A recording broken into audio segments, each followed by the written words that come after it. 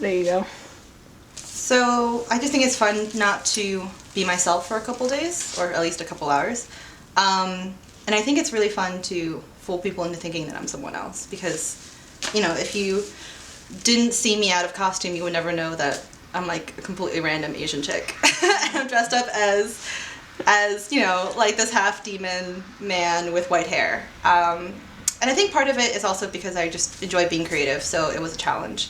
And I like cross-playing because, again, it's a challenge, and I typically look quite girly, so it takes a lot of work for makeup and for the hair and for the costume and posing.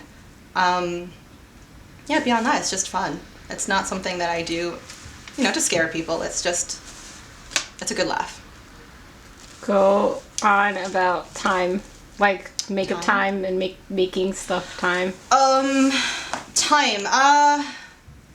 So the makeup for my characters typically takes about an hour, depending on how complex they are. Virgil is one of the more complex ones because I have to hide my eyebrows, so this one takes like an hour and a half. Making things. This is one of the more complex wigs I have, so this one took, I will say like 15-20 hours over the span of like a week. Most of the time, you know, if you buy a wig and it's simple, you can just wear it straight out of the bag, or just trim it a little bit.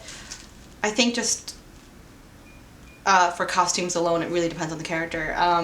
This one, I know it was a collaboration between me and one of my friends, and she sewed the coat over the course of like 2 months. And sewing everything else for me wasn't terribly complex. It was like maybe 2 or 3 weeks.